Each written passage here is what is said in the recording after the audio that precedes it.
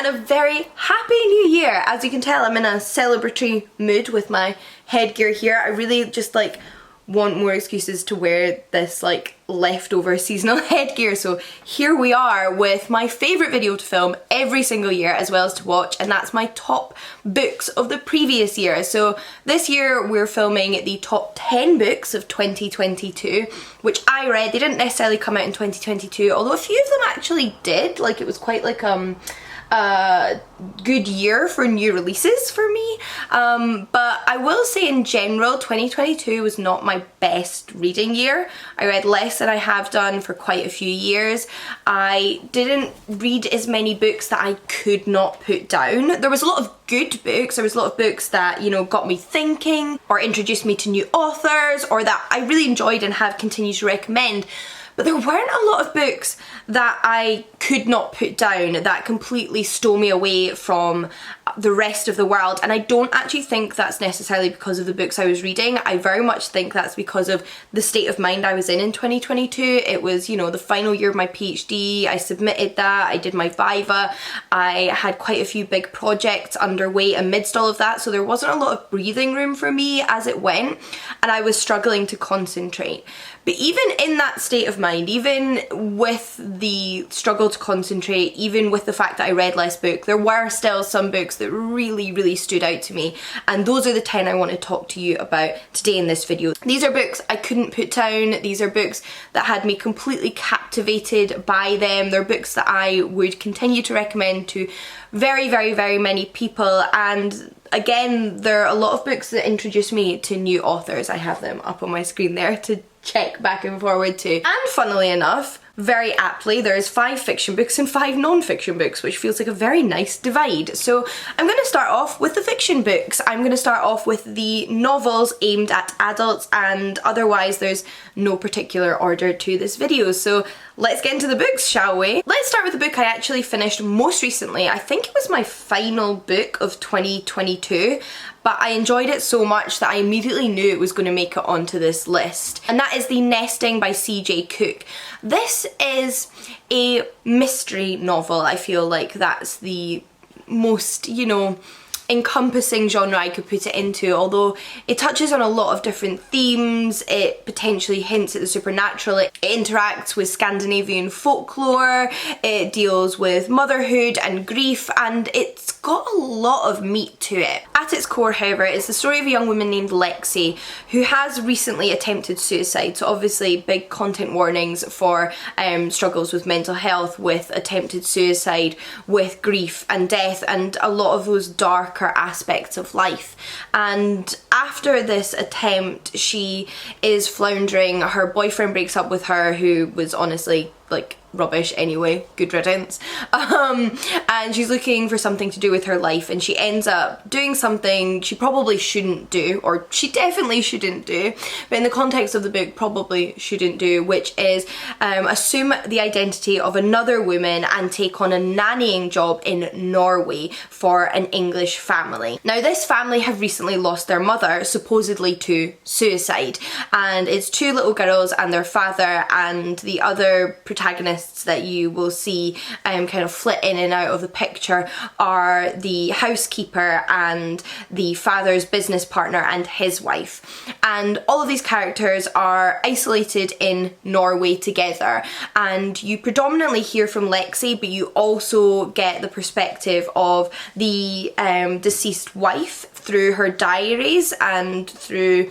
what was happening in the lead up to her death, and also the husband and the other 2 characters intermittently throughout the book. Like, they're not the protagonist is Lexi, but you do get chapters that focus on them in the 3rd person, whereas Lexi's chapters are in the 1st person. And it is such a beautifully atmospheric book. First of all, the setting, the rural Norwegian landscape felt so rich to me as a reader. It felt like I could visualize and feel what was around me. Maybe it's also because I read it when it was super cold out and it's super cold in the book, so it was really able to tap into that physical sensation for me, but I couldn't put it down. I was so absorbed in the setting, in the characters, and in what is really going on with everybody. There are more secrets and lies than just Lexi's, and despite what she has done not being okay, obviously, to assume an identity and take on the role as a carer for children, you still very much feel for her and root for her and like want things to work out for her. She feels like a very real character, and there is, like I said, a lot of interaction with Scandinavian and specifically Norwegian folklore.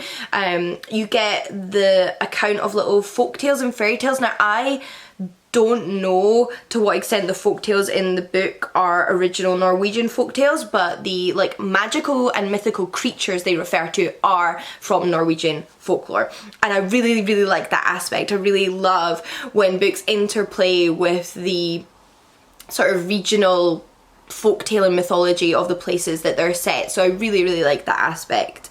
And overall it was just a really beautiful, compelling, atmospheric reading experience, and I cannot wait to read more by CJ Cook. I hadn't picked up anything by this author in the past, but I spotted this book in the bookshop literally only a few weeks ago and was drawn in by the cover and then the blurb and read it pretty much immediately to a really resounding, like, excellent reading note for the end of the year, so that was fantastic. Moving back to a book that I really, really adored at the very beginning of the year, however, I want to talk about A Master of Gin by P. Shelley Clark. So this is actually the first novel in a series, but it's also a sequel.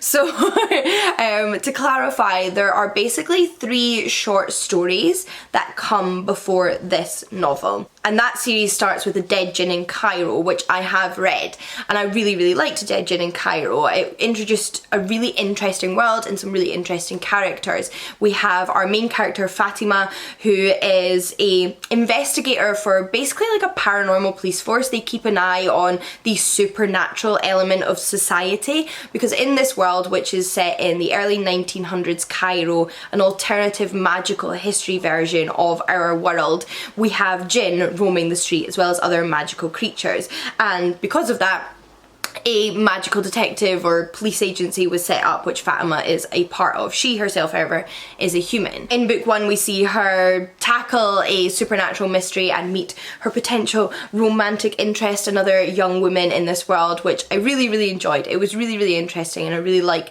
P. Shelley Clark's imagination. Like, I've always really enjoyed the books I've read by him, but I was so excited when this book came out because it's such an interesting world that we were getting this whole novel set in it. I was like, yes, so much more, and it did not disappoint. For context, the other 2 short stories that come between A Dead Gin in Cairo and A Master of Gin are one following Fatima and another following another detective who does crop up in A Master of Gin but isn't a protagonist. And for my reading background, I hadn't actually read one of the short stories. I didn't realise there was 3 before jumping into this novel. I'd only read 2, so I hadn't read the other Fatima story, but I really didn't feel like I was missing anything not having read that. Like, I think this novel, although benefiting from the short stories before it, still can read by itself.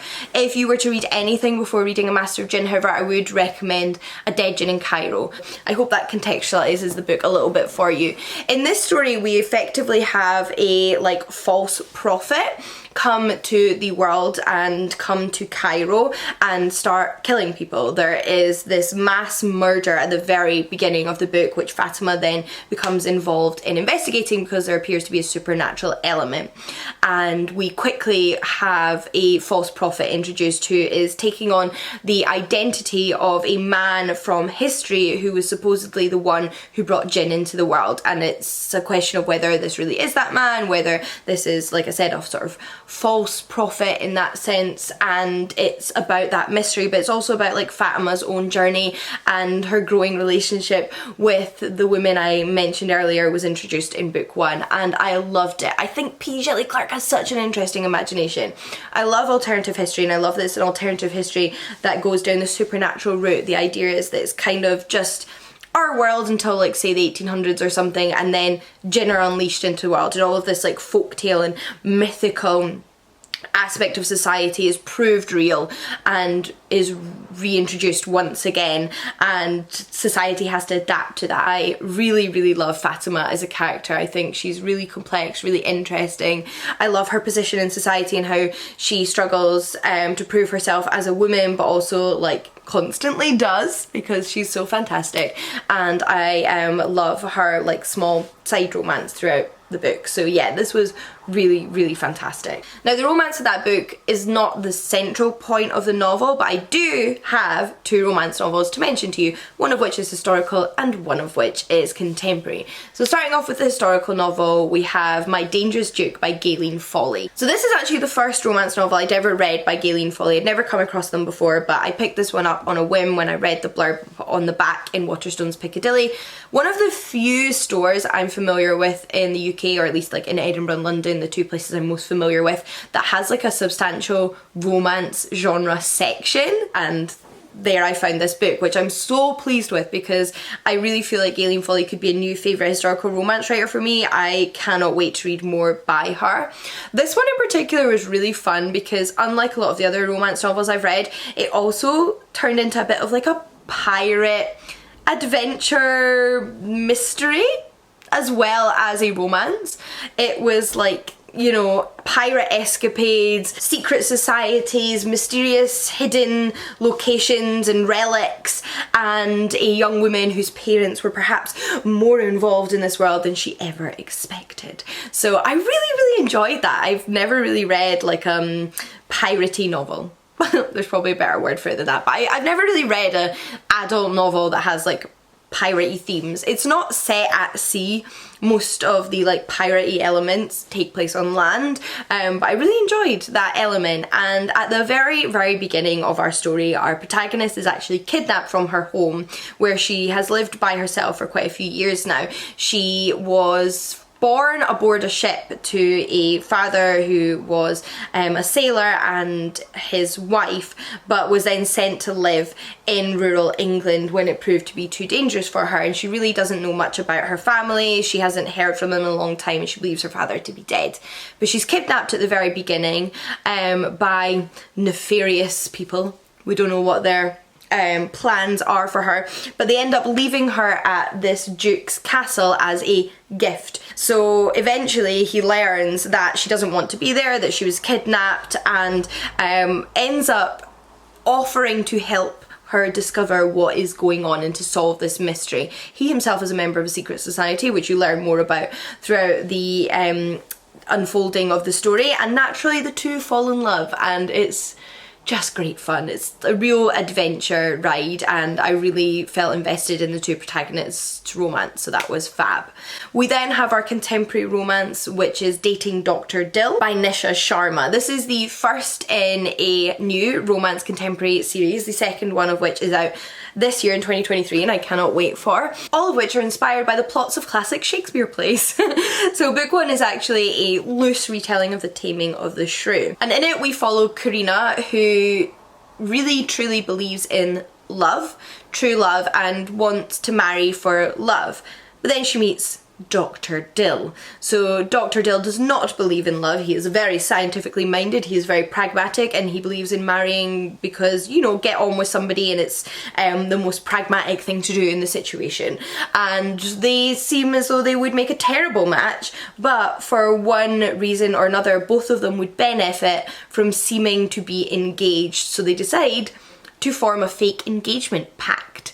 And during this fake engagement pact, they naturally fall for one another, and Karina has to convince, or Dr Dill has to learn that love is real, which I really appreciated. And it's just a genuinely it's just a classic romance novel. I felt really invested in the love story, the steam was on point, and I really liked our two protagonists. They were incredibly frustrating in moments because you knew where it was going and you're like, just get there, but that's part of the fun, isn't it? And I mean, these are things that you know to expect when going into a romance novel. We know we're getting a happily ever after. That is why we read these books. So yeah, I really enjoyed it. I really enjoyed the writing and the characters. The humour was excellent, and I cannot wait to read more in this series as it continues to come out. That then brings me to the only fiction piece on this list that is not a novel, and it's a comic book. So I'm going to hold up the physical copy here because I want to show you some of the illustrations inside to give you a sense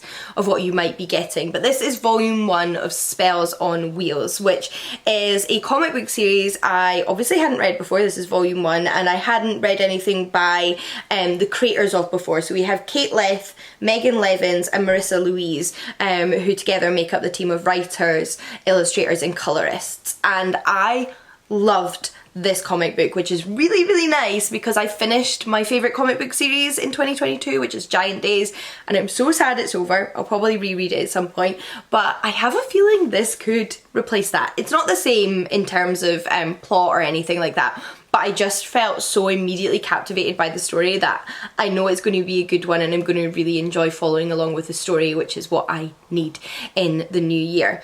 This is a supernatural comic book series about a coven of 3 witches. So we have Andy, Jolene and Claire, who, like I mentioned, are a coven, all with like different specialities in terms of witchcraft, and they are both Wiccans as well as like supernatural witches with magical powers. But at the very beginning of this volume, which collects together the first 4 issues, they are robbed. Their home is broken into and a bunch of their magical belongings are stolen from them, and they need to get them back, particularly some of which are really dangerous for mortals or for other like witches or warlocks to have out in the world.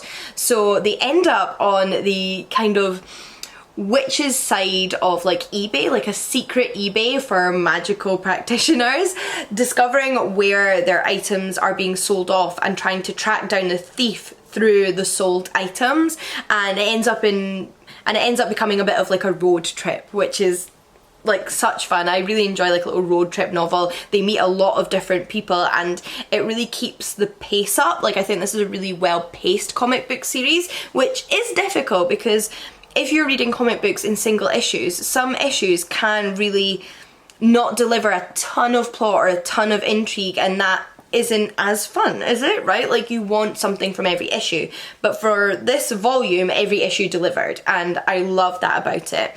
I also loved the 3 protagonists. They have really clear individual personalities. They really like stand out from one another but make a really nice trio at the same time. There's also queer sapphic rep, which you know I love, and the illustrations and colour palette are beautiful as well. So I'll just show you some of what you can expect from the inside here.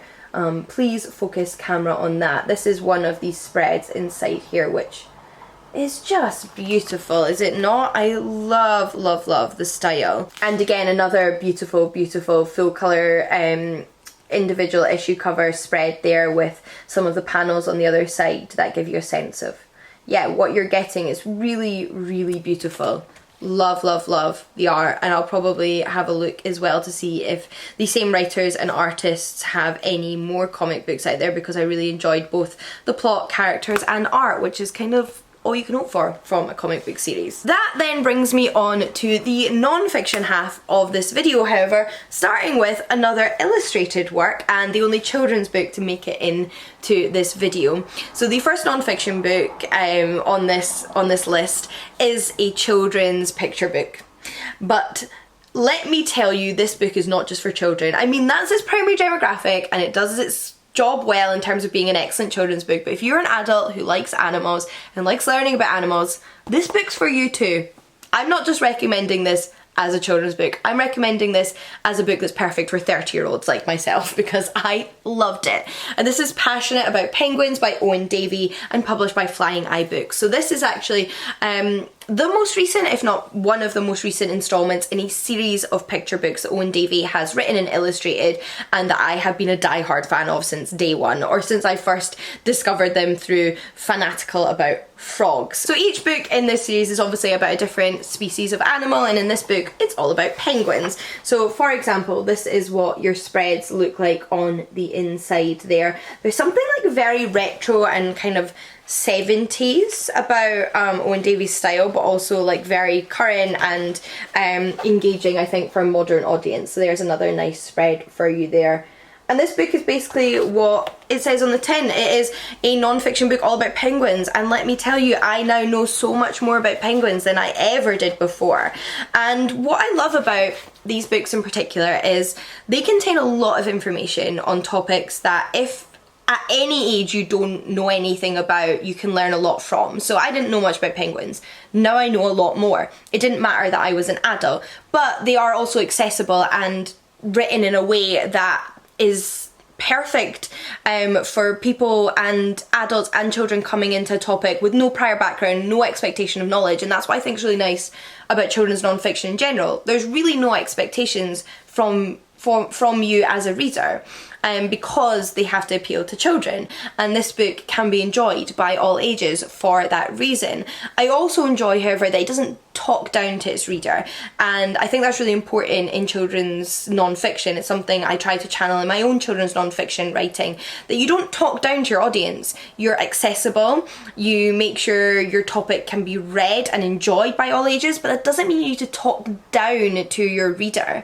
Children are so curious and so eager to learn and can engage with topics on really interesting wavelengths I think sometimes adults forget to engage with topics on. So I think this book nails every aspect of that. So for that reason, it makes it perfect for children and adults.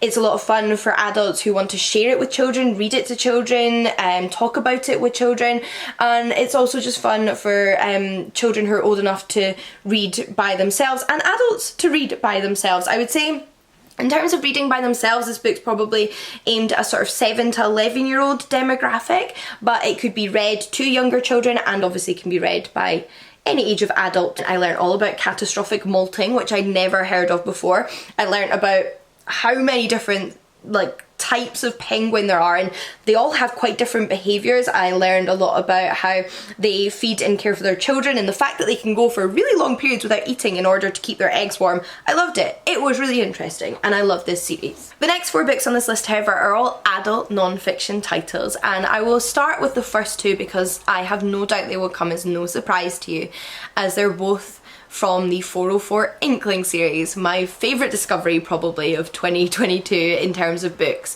This series is published by 404 Inc., which are actually an Edinburgh-based publishing house. They're an independent publisher, which I love, and each book basically tackles a very niche topic in a short, accessible, engaging way, and I love them. I've read a few, and 2 of those did make it to obviously my top books of the year. First up is Love That Journey, for me, The Queer Revolution of Schitt's Creek by Emily Garside, the book that introduced me to this series and I've continued to wax lyrical about ever since I read.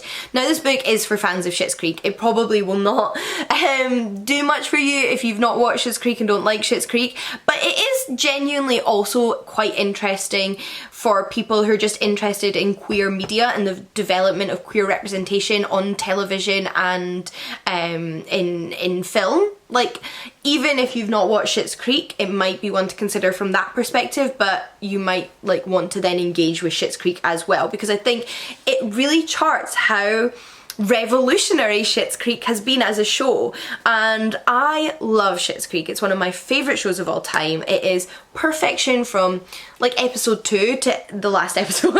I feel like episode 1 was a little bit ropey. I wasn't sure what I was getting in for, but by episode 2 or 3 I was fully invested, and I've watched it multiple times since.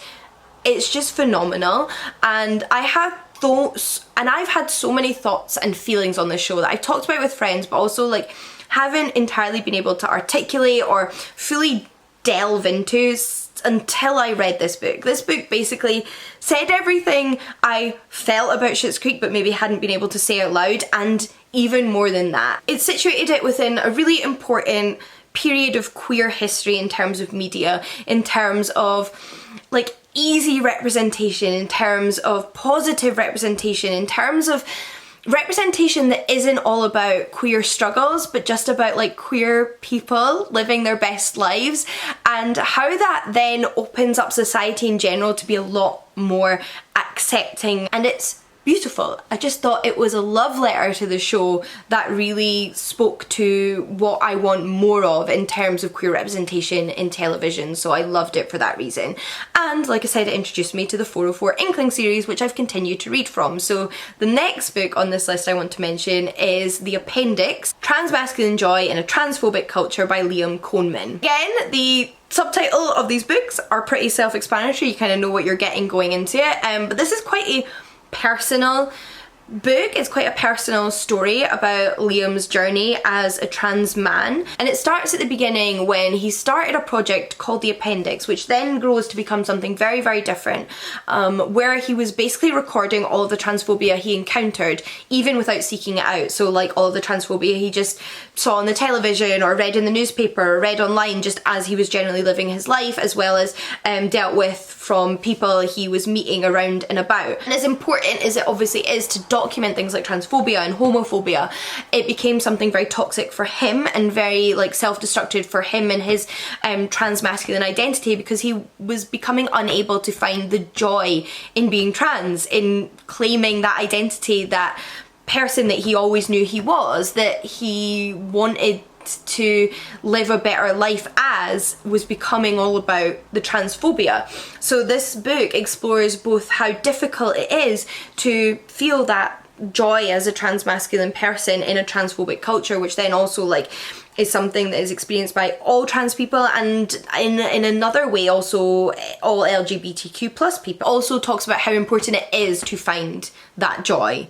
And I thought it was so beautifully written, and I really enjoyed just hearing from Liam. I thought it was really beautiful, really impactful, and really insightful, so this was a fantastic read. Carrying on the theme of LGBTQ plus representation though, we have a essay collection which is Girls Can Kiss Now by Jill Gutowitz. So I haven't come across Jill Gutowitz before, but she's an essayist, a writer, a journalist, a commentator on pop culture, and this book basically combines all of those things. It's an exploration of her identity as a lesbian, on representation for like all queer folks in general in media, on growing up as a queer woman in the 90s and the early 2000s and like finding your identity, and on all of like the pop culture media and representation of that era. So for me in particular, one of the things I loved about this book is because was the time period. So Jill Gutowitz, I believe, was born a year before me. The media she consumed in the 90s and in the early 2000s when she was a child and a teenager is almost exactly the same media I consumed. The homophobia and sexism that she encountered through the media she was consuming during those decades is the same homophobia and sexism I encountered when I was growing up in those decades. And although in many, many other ways our lives are very, very different, I still felt very, very close to this book while I was reading it because of how relatable the media and pop culture was within it. The way she talked about the media hounding of Lindsay Lohan when she first dated a woman and came out as bisexual, I remember that. The way she talked about Perez Hilton's blogging and forcing celebrities to come out, I remember that. And I also remember the conversations that were happening in the playground of my high school when all that stuff was happening, all of the negative impact it had on me as a bisexual teenager who was trying to find their identity, trying to find safe spaces to come out, and how I was then like forced in and out of that same closet a million times because of it. And I loved that. It was so relatable to me, and I also just enjoyed hearing the experiences and engagement with that media of a completely separate individual queer woman, and it was fantastic for that reason. Then last but not least, a book which I imagine is on a lot of top books of the year lists, but for good reason, because it's a fantastic read or listen. This is one I actually listened to an audiobook, the same as Girls Can Kiss Now. Both were audiobook reads for me, both read by the authors, which I think is really, really fantastic when you're reading something that's very personal and almost autobiographical or entirely autobiographical. Hearing the voice of the person who wrote the book is, you know, like a massive bonus. And that book is, of course, I'm Glad My Mum Died by Jeanette McCurdy. So first of all, I had no idea who Jeanette McCurdy was before this book started to get talked about. I've never watched iCarly. I'd never really watched any Nickelodeon shows of that era. I didn't really watch Nickelodeon at all growing up. I didn't have it on TV, and I certainly hadn't watched any of the shows that Jeanette McCurdy herself had been in, and yeah, I didn't know who she was. Like, I just didn't. But I started to hear people talk about this book. I saw some interviews with Jeanette on TikTok, and I was really interested in hearing her perspective, and I'm so glad I picked it up. You don't need to know who Jeanette is before going into this book. You don't need to have seen the stuff that she's in to like hear her story.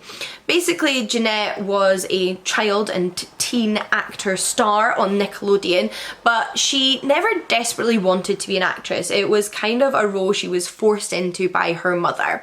And this book is basically about Jeanette's relationship with her mother and how that affected her career in Hollywood and really her entire life until her mother died. And in a lot of ways, as heartbreaking as it was for Jeanette to lose her mother, as it always is to lose a parent, even though she had quite an abusive relationship with her daughter, it wasn't until her mother died that she was really able to look inward and tackle all of the trauma that she'd experienced and figure out who she really was and start again. And I really thought that, and what I think is really incredible about this book is how it manages to explore the way that you can love somebody so much. You know, they're a member of your family.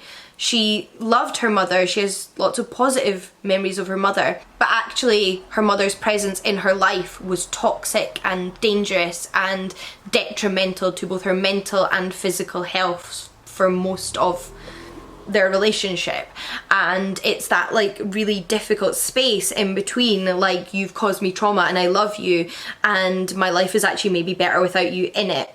And it's hard to read because a lot of this book feels quite raw and quite fresh, and it feels like something Jeanette is only just processing, and that she is maybe even not being as harsh as she could be on the people in her life that treated her badly throughout the autobiography. But at the same time, it feels like you're getting a very authentic perspective of what she felt at the time, and it's a really hard book to read. It's very harrowing in moments, and it feels like it was part of a catharsis for Jeanette and part of a mental health journey that she's still on.